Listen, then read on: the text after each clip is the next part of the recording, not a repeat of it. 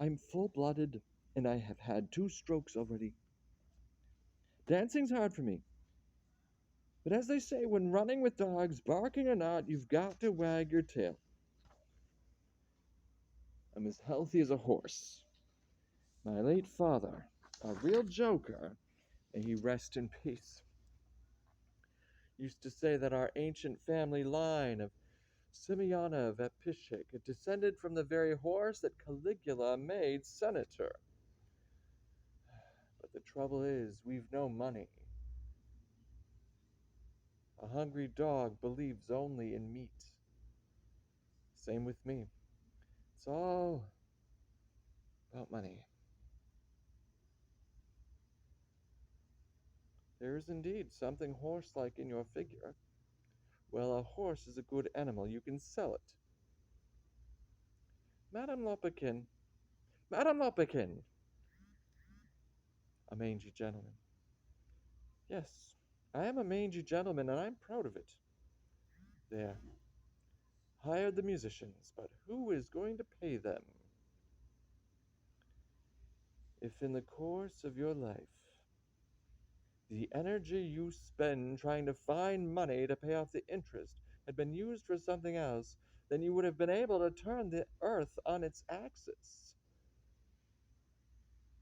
Nietzsche, the philosopher, the greatest, the most celebrated man, a man of immense intellect, writes that it's all right to forge banknotes. You've read Nietzsche? Well, Dashenka was telling me. Now I'm in a situation when I might have to forge them. 310 rubles are due the day after tomorrow. I've got 130 already. Uh, the money is gone. I've lost the money. Where's the money? Here it is, under the lining. I've even broken into a sweat. Why isn't Leonid back yet? What's he doing in town? Dunyasha, off the musicians some tea?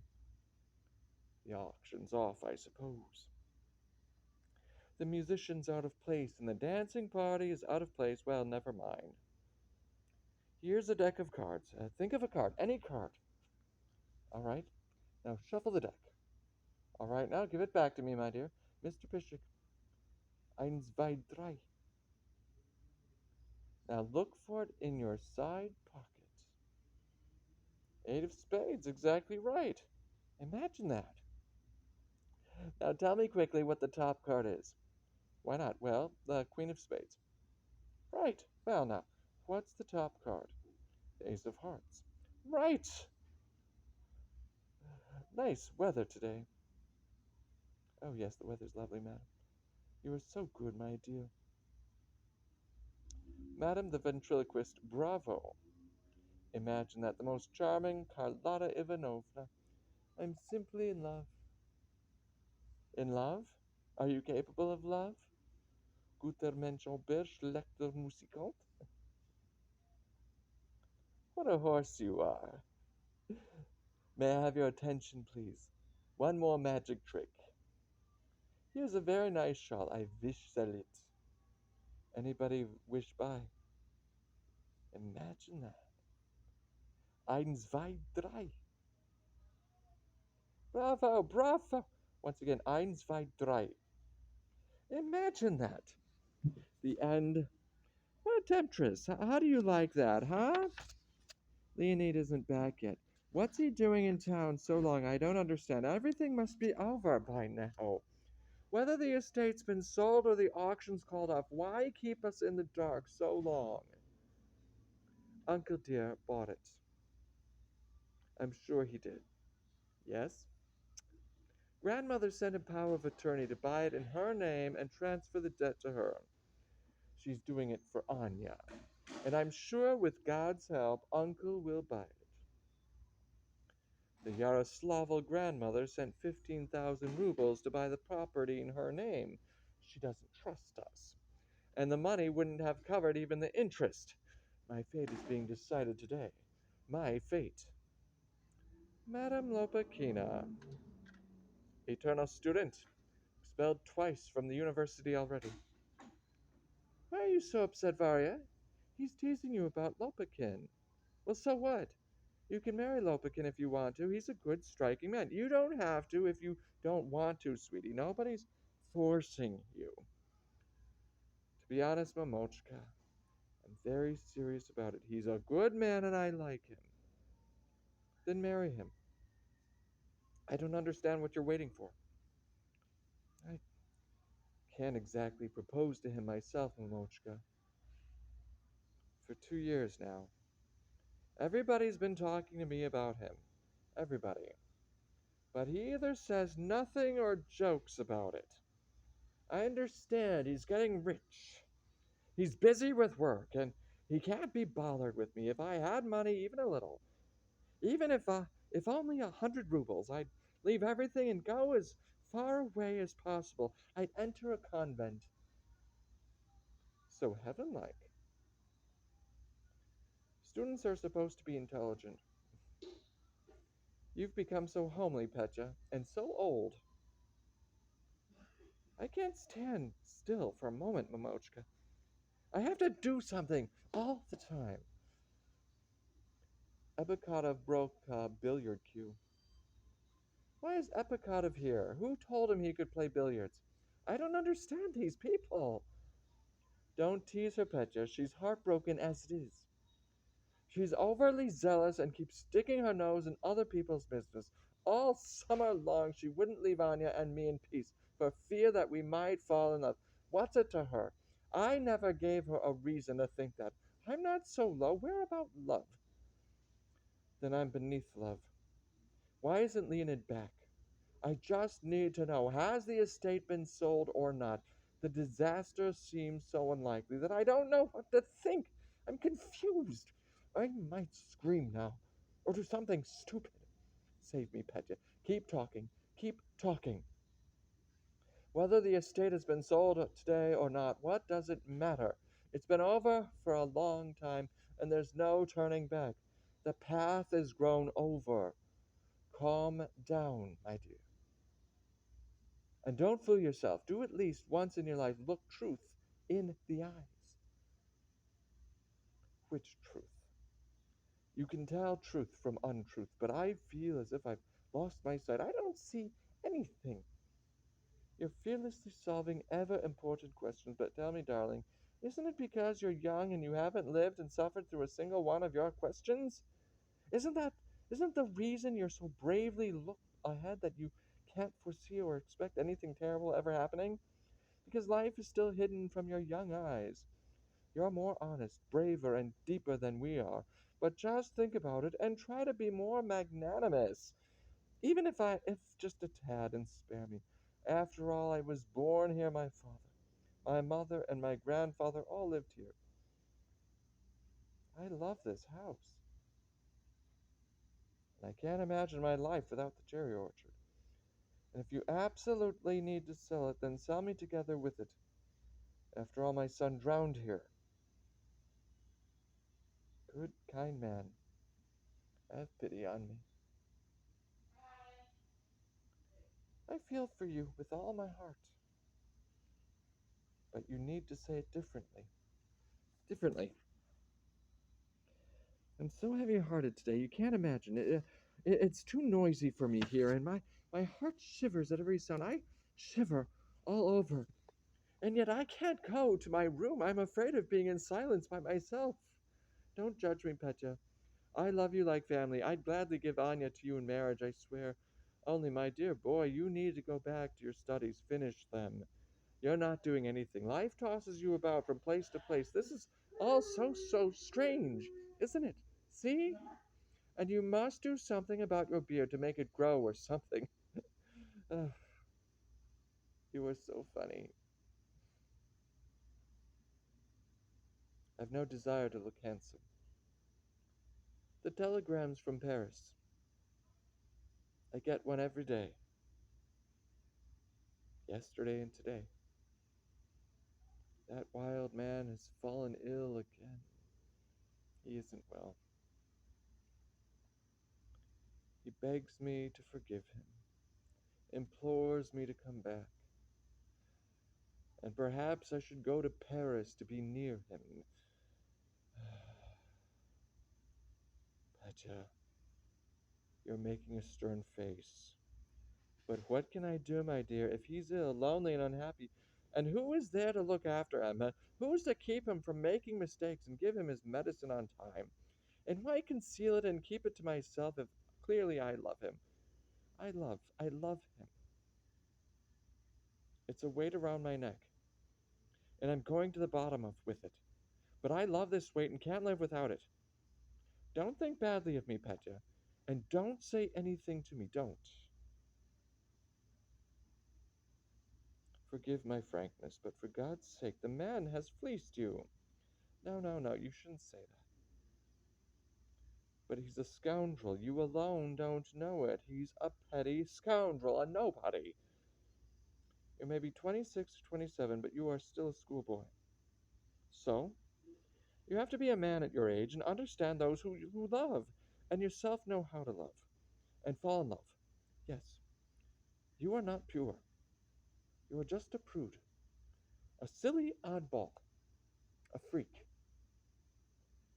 What is she saying? I'm above love. You're not above love. You're what our fears call a nincompoop. At your age, not to have a mistress. This is awful. What is she saying? This is awful. I can't take it. I'm leaving. It's all over between us. Petya, wait, you're silly. I was only joking. Petya. What's going on there?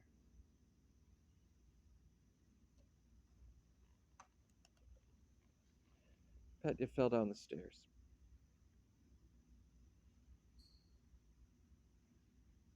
He's such an oddball, this Petya. Please, Petya. Pure soul, please forgive me. Let's go dance. What, Grandpa?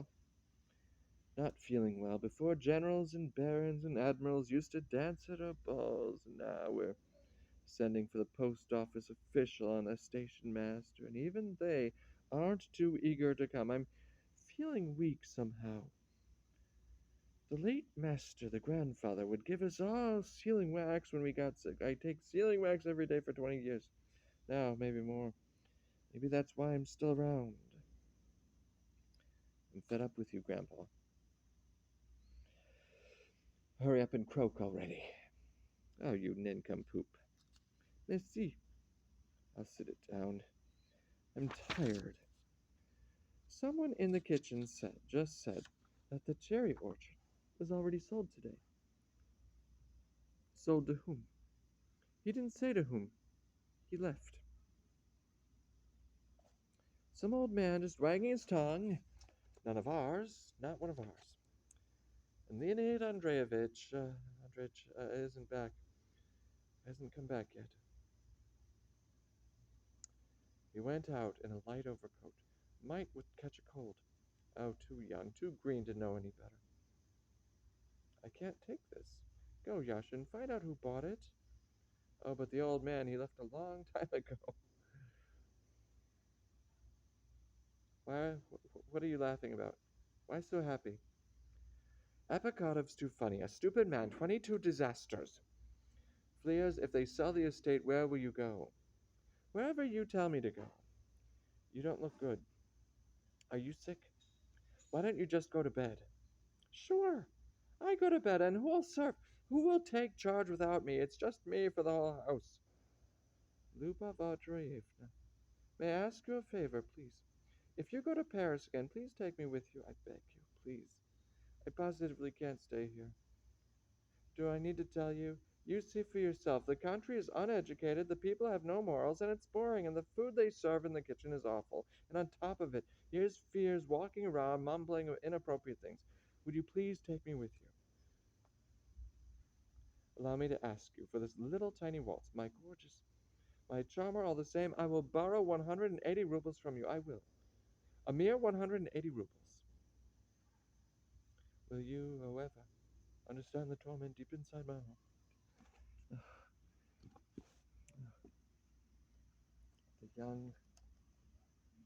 The young miss wants me to dance. There's a lot of gentlemen and only a few ladies, but My head's spinning from all this dancing, and my heart's pounding. Fyodor Nikolaevich, the only from the official from the post office, said something to me just now that took my breath away. So what did he say to you? He says you're like a flower. The ignorance. Like a flower. I'm such a delicate girl.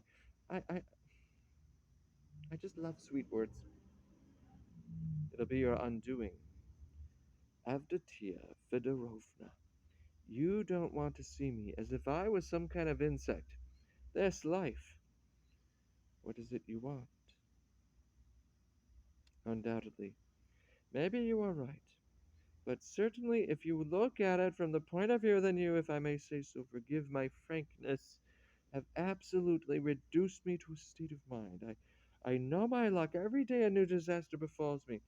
But I got used to it long ago, and I face my fate with a smile. You gave me your word, and although I please we'll talk later, but now leave me alone. I'm dreaming now.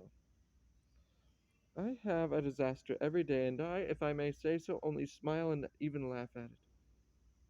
You are still here, Semyon. You have no respect. You go, Dunyasha.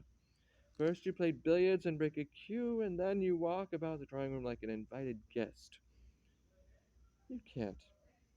If I may express myself thus, exact anything from me. I'm not exacting anything from you. I'm only telling you. All you ever do is walk around and never do your job. We hired a clerk, but what for? We don't know. Whether I work or walk or eat or play billiards is for my superiors and those in the know to decide. You dare talk to me like that? You dare? Are you saying I don't know anything? Get out of here right now. I must ask you to be more delicate in expressing yourself. Get out this minute. Get out. Out. 22 disasters. Get out of my sight. I don't ever want to see you again. Ah, coming back. Come on. Come on. I'll show you. So you're coming in. Well, then take that. Much obliged. Sorry. Never mind, ma'am. Much obliged for a pleasant treat. Don't mention it. Did I hurt you? No, it's all right. I'll have a huge bump, though. I see him. I hear him. I smell a little cognac, my dearest friend, but we two are having a party. Is that you, Emily Alexeyevich? What took so long? Where's Leonid? Leonid Andreevich came back with me. He's coming. Well, and? Was there an auction? Tell me. The auction ended by 4 o'clock. We missed the train and had to wait till 9:30. Oof, my head's spinning a little. Leonia and? Leonia, well, quickly, for God's sake. Here, take this. Here are anchovies, Crimean herring. I haven't eaten today. Oh, how I've suffered today. I'm awfully tired. Fears, bring me some clothes to change into. What happened at the auction? Tell us. Has the cherry orchard been sold? It has. Who bought it? I did. I bought it. Wait, ladies and gentlemen, please. I feel lightheaded. I can't talk. We came to the auction, and Daraganov was there already. Leonid Andreevich only had 15,000 rubles, and Daraganov, to begin with, tossed another 30 on top of the debt. When I saw it, I locked in with him and bid 40. He bids 45, I 55. He raises it by 5, but I up up it by 10. Well, then it was over, and I gave 90 above the debt, and I got it. The cherry orchard is mine now. It's mine. My God, the cherry orchard's mine. Tell me that I'm drunk, that I'm out of my mind, or that I'm dreaming. Don't laugh at me. If only my father and grandfather could rise from their grave to see the whole thing, see the trampled, illiterate MLA, their MLA, who ran around barefoot in winter, how that same MLA has bought the estate, the most beautiful thing in the world. I bought the estate where my grandfather and my father were slaves, where they weren't even allowed in the kitchen. I'm dreaming. I'm imagining it. It's a figment of your imagination veiled in obscurity. She threw down the keys to show that she's no longer the mistress of the house. Well, it doesn't matter. Musicians play, I wish to hear you. Come, all of you, which watch Emily Lopakin take an axe to the cherry orchard, and the trees fall to the ground. We'll build summer cottages, and our grandchildren and great grandchildren will see here a new life. Music, play on. Why didn't you? Why didn't you listen to me? My poor dear lady, now you can't get it back. Oh, how I want all this to be over and for our ungainly and unhappy life to change somehow. She's crying. Let's go into the ballroom and leave her here by herself. Come. What's going on? Music, play distinctly. I want everything my way. Here comes the new landowner, the new owner of the cherry orchard. I can pay for it all. Mama, Mama, are you crying? My dear, kind, good, and beautiful Mama, I love you. I bless you. The cherry orchard is sold. It's no more, and that's true. That's true. But don't cry, Mama. You've got your life ahead of you, and you still have your good and pure soul. Come with me, my dear. Come away from here. Come. We'll plant a new orchard, even more gorgeous than this one. You will see it, you'll understand it. A deep and gentle joy will envelop your heart, like the sun in the evening, and Mama, you'll smile. Come, my dear, come.